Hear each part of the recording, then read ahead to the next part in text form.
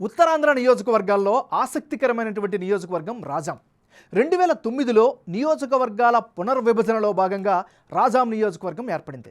గతంలో ఉణుకూరు నియోజకవర్గంలో ఈ ప్రాంతం ఉండేది. అప్పుడు టీడీపీకి కంచుకోట.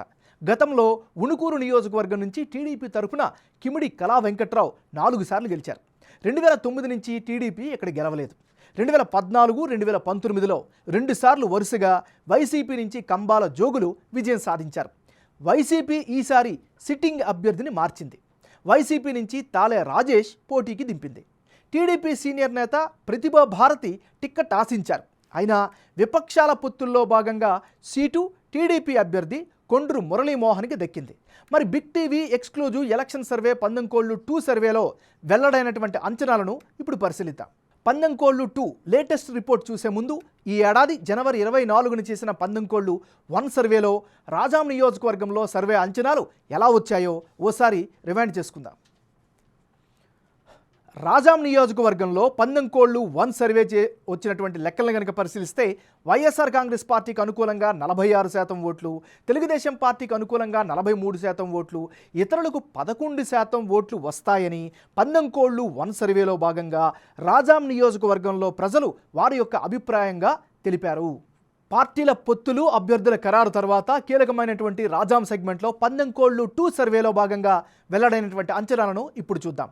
ఇప్పటికిప్పుడు రాజాంలో ఎన్నికలు జరిగితే పందెంకోళ్ళు 2 సర్వే ప్రకారం వైఎస్ఆర్ కాంగ్రెస్ పార్టీకి అనుకూలంగా 48% ఓట్లు, తెలుగుదేశం పార్టీ అభ్యర్థికి అనుకూలంగా 47% ఓట్లు, ఇతరులకు 5% ఓట్లు వచ్చే అవకాశం ఉన్నట్లుగా పందెంకోళ్ళు 2 సర్వేలో భాగంగా రాజాం నియోజకవర్గం యొక్క ప్రజల అభిప్రాయంగా తెలుస్తోంది.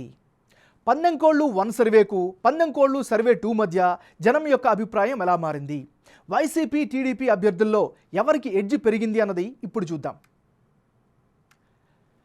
రాజాం నియోజకవర్గంలో పందెంకోళ్ళు 1 సర్వేలో భాగంగా వైసీపీ అభ్యర్థి తాలే రాజేష్కు 46% ఓట్లు వచ్చే ఛాన్స్ ఉండగా తాజా సర్వేలో అది 48%కి పెరిగింది. మరోవైపు టీడీపీ అభ్యర్థి కొండ్రు మురళీమోహన్కు గత సర్వేలో 43% ఓట్లు వచ్చే అవకాశం ఉంటే తాజా సర్వేలో 47%కి చేరుకుంది.